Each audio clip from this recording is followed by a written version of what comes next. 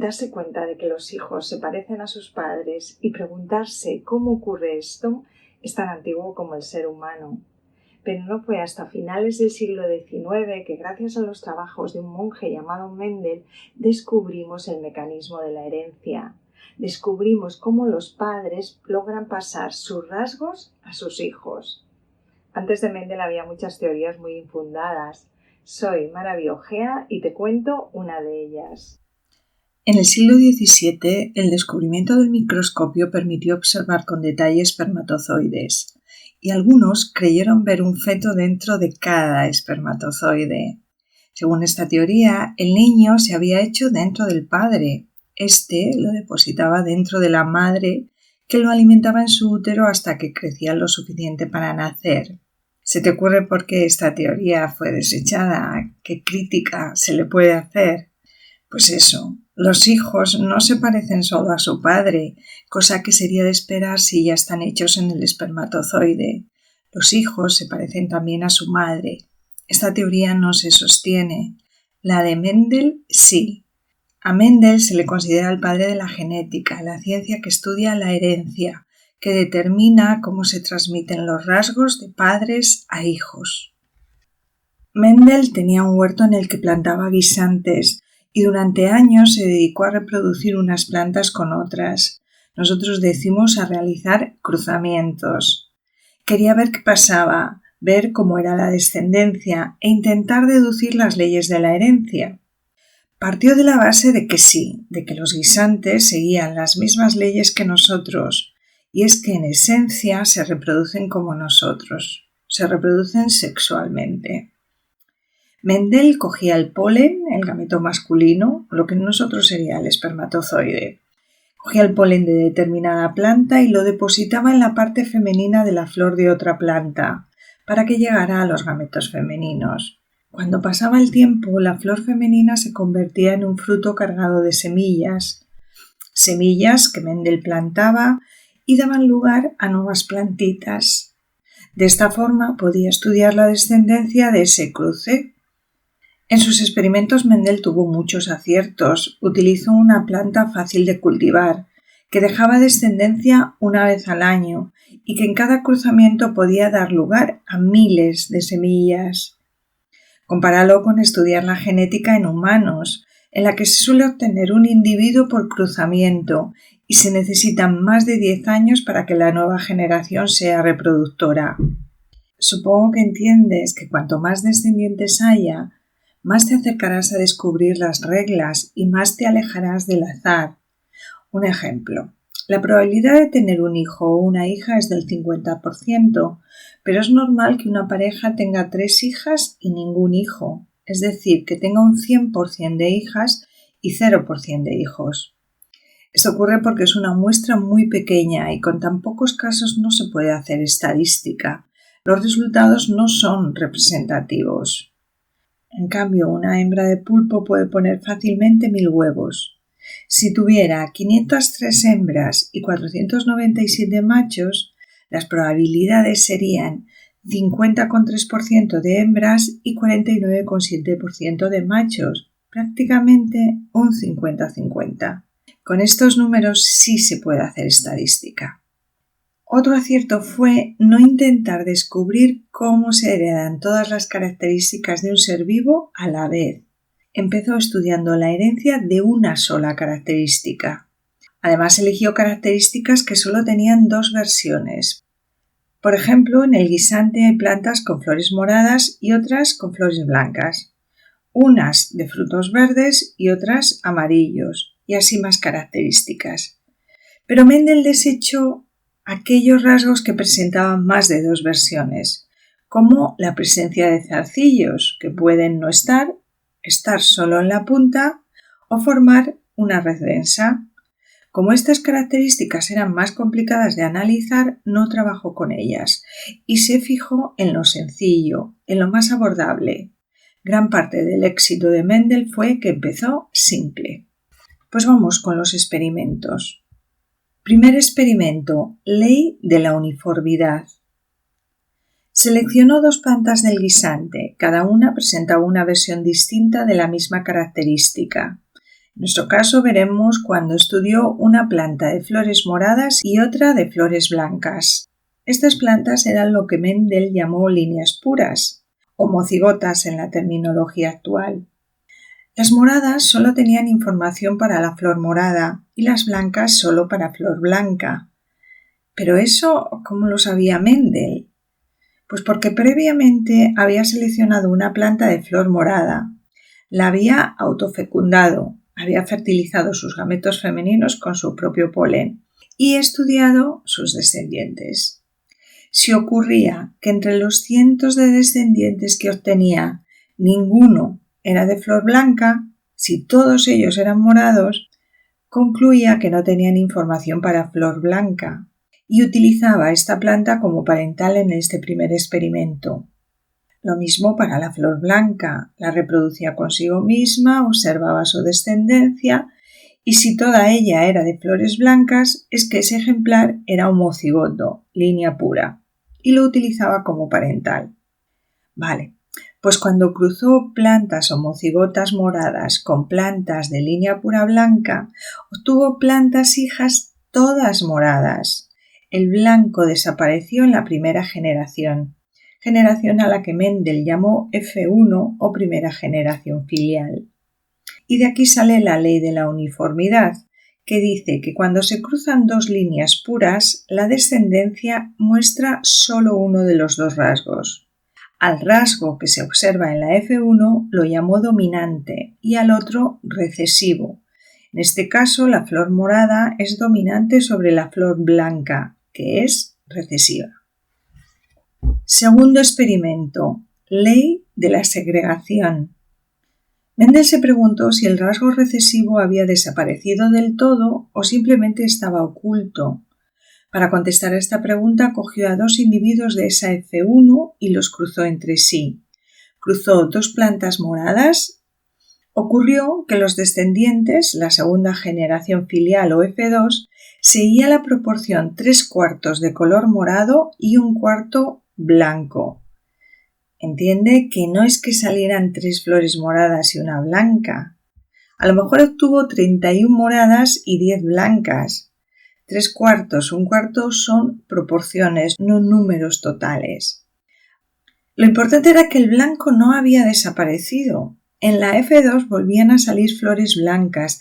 Luego esa información tenía que estar en la F1, aunque estuviera oculta.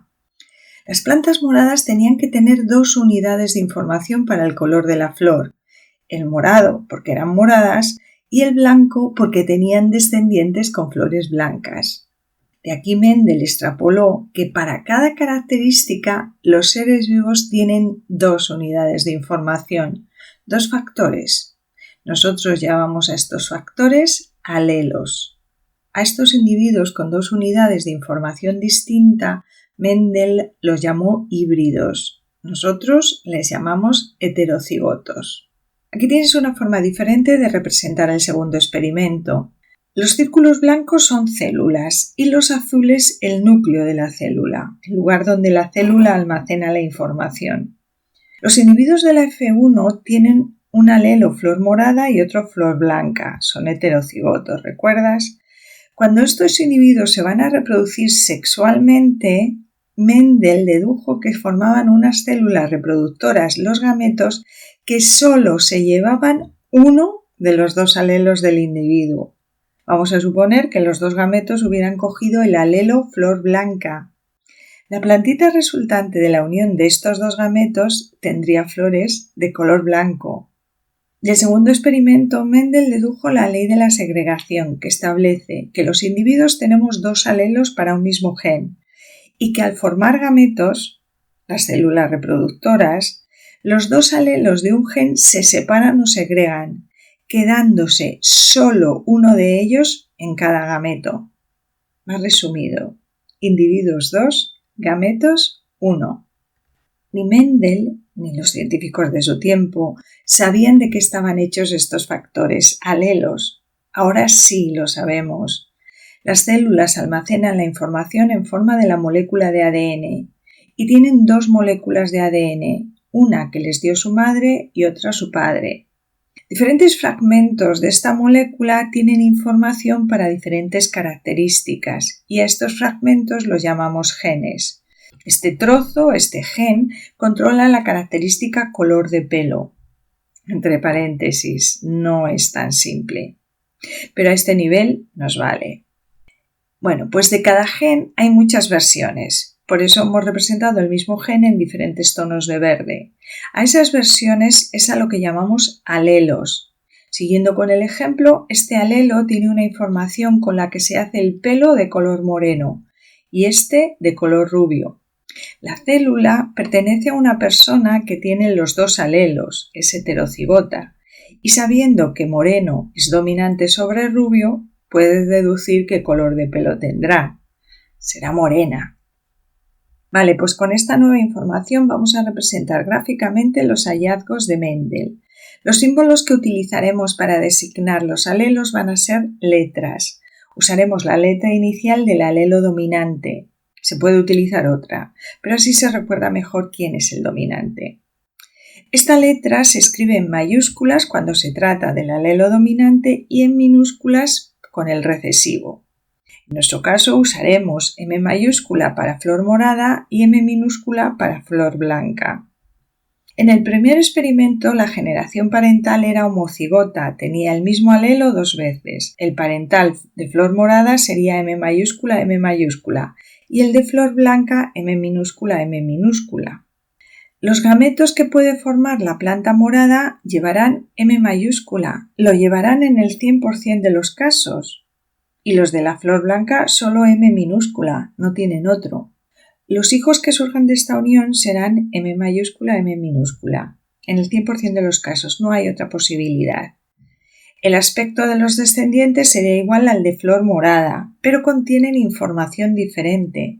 Tienen información tanto para flor morada como para flor blanca.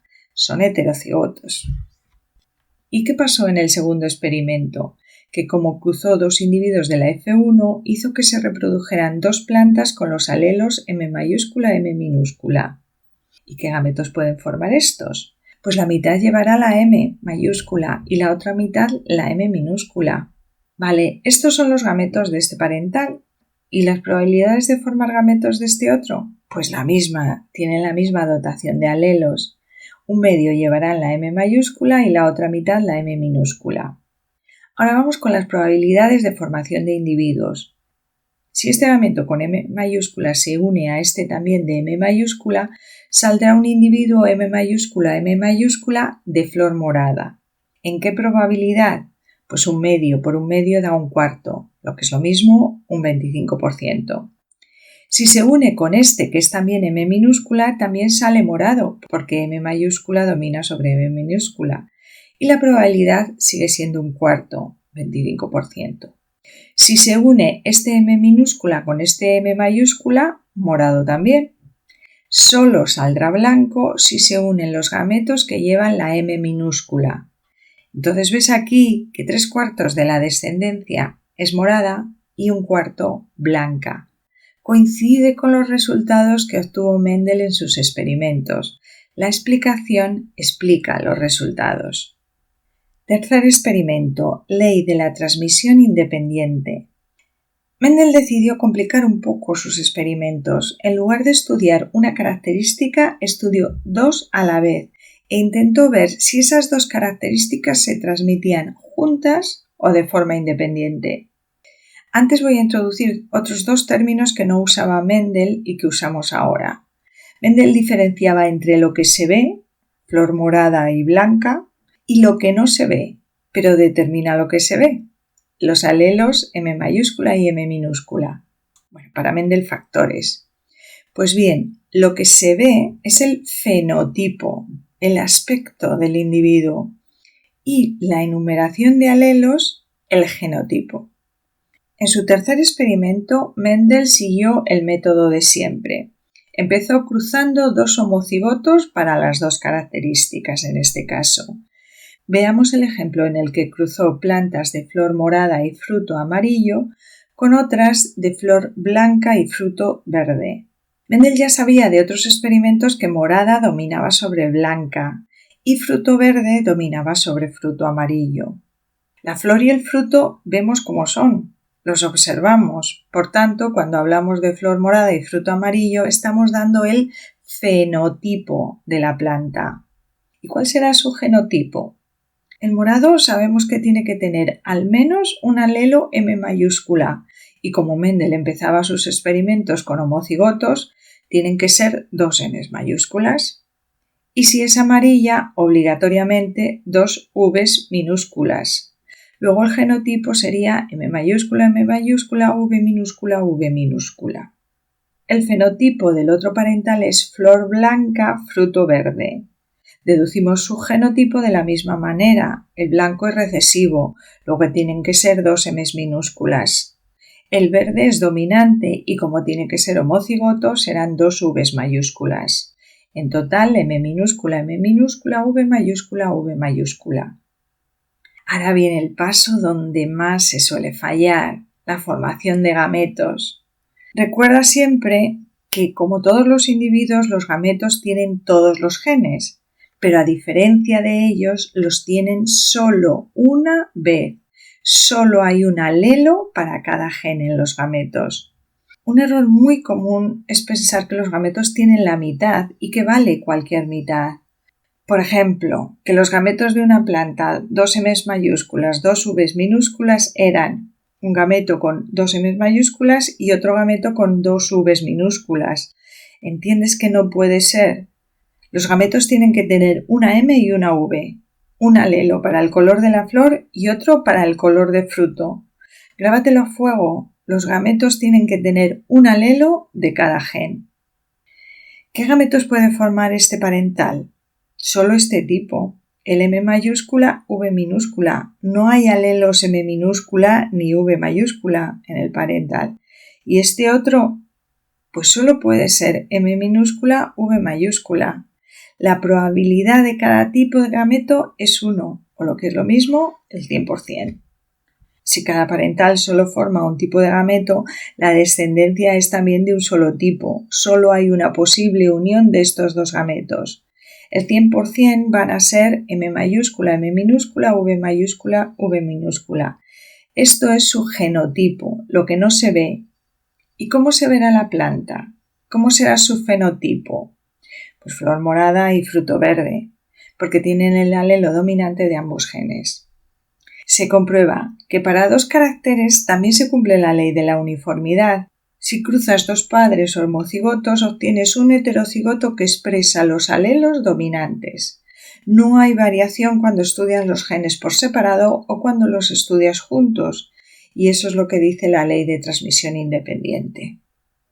Como habrás adivinado, Mendel se preguntó si esto también se cumplía en la F2 y siguiendo su método cruzó a 2 heterocigotos de la F1. El fenotipo de ambos es M mayúscula, M minúscula, V mayúscula, V minúscula. El fenotipo flor morada y fruto verde. Ahora a ver qué tipos de gametos pueden formar. Recuerda, individuos 2, gametos 1 y siempre los gametos un alelo de cada gen. Este podrá formar un tipo de gametos que tomen la M mayúscula y la V mayúscula. Otro tipo podrá ser M mayúscula, V minúscula, o M minúscula, V mayúscula, o M minúscula, V minúscula. Los 4 tipos de gametos son posibles con la misma probabilidad cada uno, un cuarto, un 25%. El otro parental genotípicamente es igual, luego lo mismo. Para calcular las probabilidades de que nazcan descendientes con unas u otras características, hay que multiplicar la probabilidad de un tipo de gameto por la del otro tipo. Como son de un cuarto, pues un cuarto por un cuarto es un 16avo o lo que es lo mismo 6,25%. He encontrado con bastantes alumnos que aunque intuitivamente sabían que un medio era igual a un 50%, no sabían cuál era la relación, por lo que se perdían en que un 16avo fuera un 6,25%. Por si eres de estos, te explico. Si divides un medio te da 0,5, que si multiplicas por 100 sale 50%. Pues 1 entre 16 son 0,0625, que multiplicado por 100 da ese 6,25%. Pues vamos con el cálculo de la descendencia. ¿Qué ocurriría si este gameto se encuentra con este? El resultado es un hijo de genotipo, 2 M's mayúsculas, 2 V's minúsculas, y de fenotipo morado-verde, en proporción un 16avo. Si se cruzan estos dos gametos, surgirá un individuo 2 M's mayúsculas, V mayúscula, V minúscula, de genotipo, y morado-verde de fenotipo, también un 16avo. Esto se repite con todas las posibilidades de cruzamiento. Y date cuenta de que al escribir los genotipos de los individuos ponemos siempre los alelos del mismo gen juntos. De la unión del gameto M minúscula V mayúscula con otro M minúscula V mayúscula no escribimos MVMV, sino 2 M minúsculas juntas y 2 V mayúsculas juntas. Las proporciones genotípicas es un absurdo aprendérselas de memoria. Las fenotípicas sí. Son fáciles de recordar. Siguen una distribución 9-3-3-1. 9 16avos de morada verde, 3 16avos de morada amarilla, 3 16avos de blanca verde y un 16avo de blanca amarilla. ¿Se cumple aquí la ley de transmisión independiente? Pues vamos a ver. Cuando estudiamos un solo carácter, en el segundo experimento la proporción era 3/4 de morada, 1/4 blanca. Aquí vemos que son 12 16avos morada y 4 16avos blanca, que es lo mismo que 3/4 morada, 1/4 blanca. Se confirma que la herencia de un carácter es independiente de la herencia de otra característica. Y con esto terminamos la genética mendeliana. Gran acierto el de Mendel, sentó las bases de la herencia, pero pensar que sus leyes valen para explicar toda la herencia de todo tipo de seres vivos es un grave error. Piensa, por ejemplo, en el color de pelo. El color de pelo no viene determinado por un gen, se cree que están implicados unos 120. Esos genes no tienen todos dos versiones, dos alelos, algunos pueden tener hasta 70. Y luego entre esos alelos la relación no es siempre uno dominante y uno recesivo, hay muchas formas de relacionarse. Además, piensa que mucha gente cuando les da el sol en el pelo se le aclara, luego en el color también interviene el ambiente. Una característica está determinada por la interacción de muchos genes en un ambiente determinado. Entonces, la genética mendeliana estuvo muy bien para empezar, pero la genética tuvo que seguir avanzando. Y de eso vamos a hablar en el siguiente vídeo, en el vídeo de genética no mendeliana. Gracias.